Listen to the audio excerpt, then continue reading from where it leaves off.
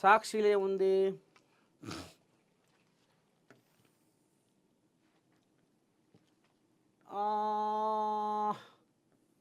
ఓహో, ఈ దుకాణం. మేం చూస్తూ ఊరుకోం. మనం ప్రజాస్వామ్యంలో ఉన్నాం. రాజకీయ పార్టీల హక్కులకు ఇబ్బంది కలుగుతుంటే ఒప్పుకోం. నిర్ణయం తీసుకోవడానికి ఏదైనా గడువు ఉండాలి కదా. బీఆర్ఎస్ నుంచి ఎమ్మెల్యేల ఫిరాయింపు కేసులో సుప్రీంకోర్టు గట్టిగానే నూరిపోసిందట. ఇక చూద్దాం మరి ఎట్టట సంగతి ఏంది ఏం కథ అంటే, అసలు ముచ్చట ఏందంటే ఒరేకో రాదేమరి ఇది.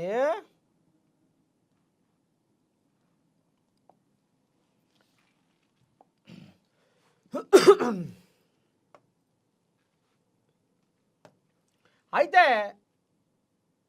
కోడియాగలు 8 10, సరే 10 కోడియాగలు.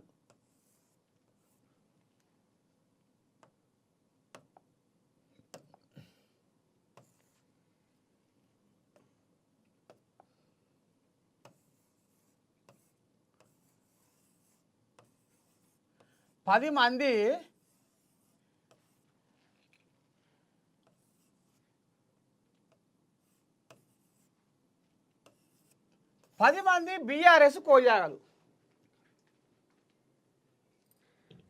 ఈ 10 మంది బీఆర్ఎస్ కోయాగలు పక్కదారికి వచ్చి ఈ షెయి పార్టీలో షరీక్ అయినాయి.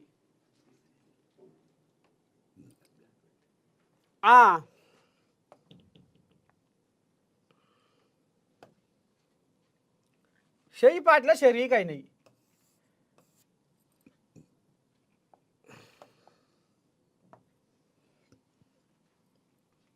షరీక్ అయినాక పాయ వచ్చే అని కేటీ రాములు పాడి కౌశిక్ రెడ్డి కాళ్ళకు గిరికలు కట్టుకొని అమ్మా తప్పించకపోయా కదరా తాంబేలు బుర్రా, ఎంత పని అయ్యా కదరా, మనం ఏదో చేద్దాము ఏదో ఎలుగ పెడదాము అని గొప్ప గొప్ప ప్రయత్నాలు చేస్తుంటే ఈ కోళ్ళాగలు జారిపోయా కదరా, ఇప్పుడు ఏం చేద్దాం ఏం కథ అని ఇక హైకోర్టుకో ఆఖరికి వస్తా కదా సుప్రీంకోర్టు దాకా పోయింది పంచాయతీ.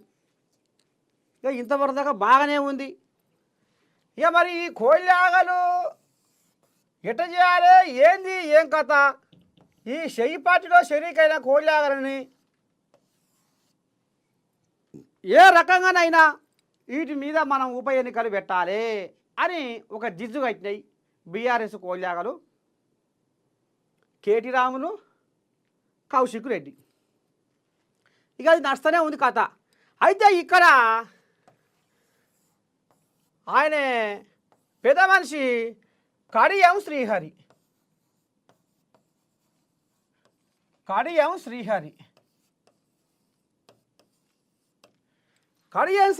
శరానికి వచ్చి అయ్యేమన్నా సొక్కం పూస కోలేగల, అయ్యేమన్నా సుధపూస కోలేగల, గతంలో వీటి పంచాంగం వీటి జాతకం నాకు తెలియదా, నేను ఇప్పుడు అరచేతిలో అంజనం వేసుకుంటే ఏ కోళ్ళాగది ఏ రకమైన పంచాంగమో నేను పూస కూర్చున్నట్టుగా తోసిపోకుండా చెప్తా. మరి గతంలో మా వాళ్ళని అదే అప్పుడే మరి 36 మంది ఎమ్మెల్యేలను ఏ రకంగా గుంజుకున్నారు కారు పార్టీ వాళ్ళు. సరే సుప్రీంకోర్టు ఏం నిర్ణయం చేస్తుంది, సుప్రీంకోర్టు మాటకు సుప్రీంకోర్టు తీర్పుకు మేము కట్టుబడి ఉంటాం అని ఇక్కడ కడియం శ్రీహరి లేంకలు కొడుతుండు. నువ్వు చూపించిన తొవ్వలనే మేము పోతున్నాము అనేది ఇక మరి కడియం శ్రీహరికి ఈ రకంగా భయం వెళ్ళబోసుకుంటుండు. మొత్తానికైతే ఈ పార్టీ ఫిరాయింపుల కథ మరి ఏడికి దారి తీస్తుంది ఏం కథ, ఒకవేళ రేపు మరి ఉప ఎన్నికలు వస్తే ఏంది ఏం కథ అంటే సిద్ధమే, మేము బ్రహ్మాండంగా నిలబెడతాం మళ్ళీ గెలుస్తాం అని కడియం శ్రీహరికి ఈ రకంగా కౌంటర్ చేస్తుండు బీఆర్ఎస్ కోళ్ళాగలకు. చూడాలి మరి ఈ పార్టీ ఫిరాయింపుల కథ ఎందాక పోతుంది ఏంది ఏం కథ అనేది మనం ముందు చూద్దాం.